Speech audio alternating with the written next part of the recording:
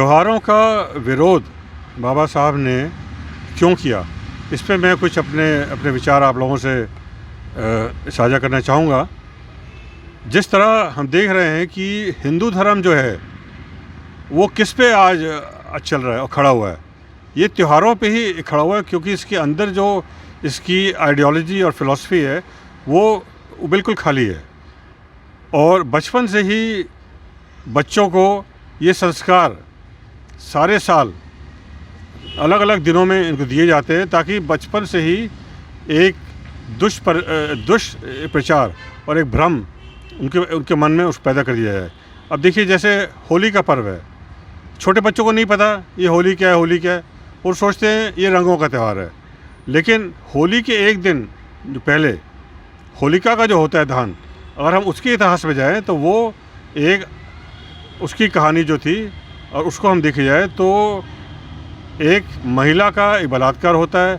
उसके बाद उसके सबूत मिटाने के लिए उसको जलाया जाता है, और जलाया भी कैसे जाता है कि लकड़ियाँ और जो भी चीज़ें उस समय मिल सकती थी वो चुरा चुरा के, क्योंकि ये जो प्रहलाद थे और इनका गैंग विष्णु का जो था, ये सारे नशे करने वाले लोग थे और शराब पीने वाले लोग थे।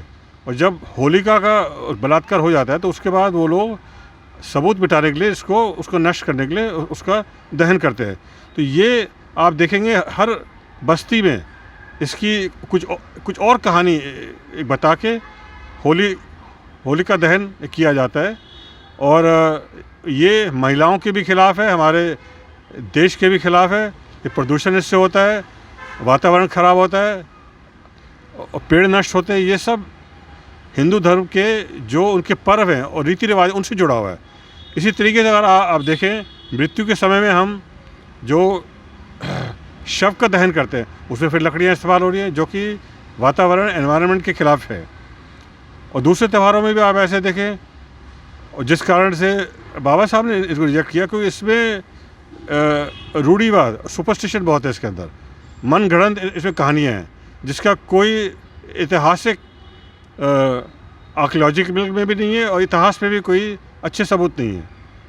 और जितने भी ग्रंथ लिखे गए हैं हिंदू धर्म के 8वीं और 9वीं सेंचुरी के बाद ही लिखे गए हैं, और समय समय पर इनमें बदलाव लाया गया ताकि इन लोगों को हम भ्रमित करते रहें कि जो बुराइयां थी और जो जितने भी हमारे त्यौहार हैं हिंदुओं के, उसमें असुरों के ऊपर मनुवादियों का जब शोषण होता था उसी के आधार पे, और उन्होंने किस तरह उनका वध किया। दशहरा में जो है और दुर्गा की उसकी पूजा होती है, रावण का दहन, वो कौन थे? ये सारे लोग उनके हिसाब से असुर और राक्षस थे, जबकि वो बौद्ध लोग थे। वो रावण का जो मौर्य वंश था, अगर आप उसको देखें, आप मौर्य वंश के जो आखिरी राजा थे भरतद्रथ मौर्य, वो 10 शासक थे वो। और जो पुष्पामित्र शुंग ने जब भरतद्रथ मौर्य का वध किया, उसके बाद ही ये जो पर्व था जिसमें 10 राजाओं के एक तरह से रावण की एक कहानी रामायण में है और दर्शाई जाती है, वो उसी के वक्त 10 सर जो दिखाते हैं। एक तो उसमें ज्ञानी कितने थे वो लोग, और उन्हीं के वक्त में जो भारत था वो सोने की चिड़िया मानी जाती थी।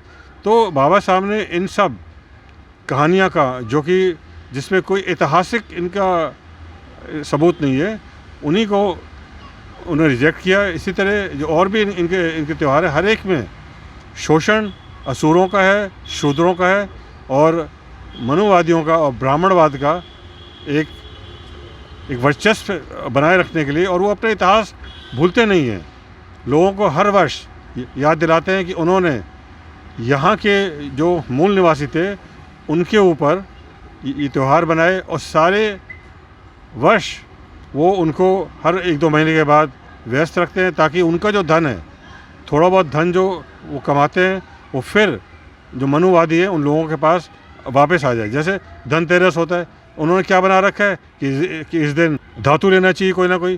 तो धातु अगर इंसान हर वर्ष खरीदेगा तो उसका जो धन होएगा वो वापस मिल जाएगा बनियों को और ब्राह्मणों को।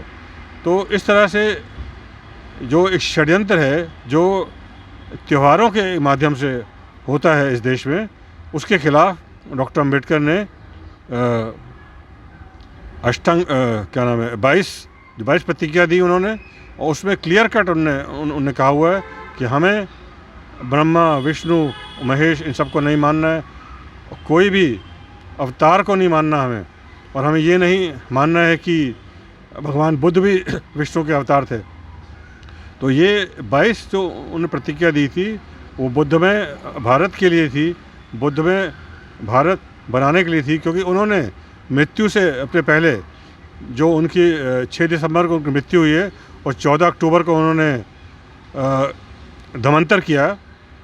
उन्होंने मृत्यु से पहले खुद कहा कि जो मेरा सबसे महत्वपूर्ण काम है वो बुद्ध धर्म का पुनर्जागरण करना है। उन्होंने कहा कि संविधान अगर मैं ना होता तो कोई और लिखता, लेकिन जो मैं ये काम कर रहा हूँ अपनी मृत्यु से पहले। उन्होंने पुस्तक भी लिखी बुद्ध एंड धम्मा, जिसमें उन्होंने पूरा खंडन कर रखा है हिंदू धर्म के बारे में। तो मैं इस शब्दों के साथ आप लोगों का SMTV का बहुत बहुत धन्यवाद देता हूँ कि उन्होंने मेरी रिकॉर्डिंग करी और मुझे समय दिया।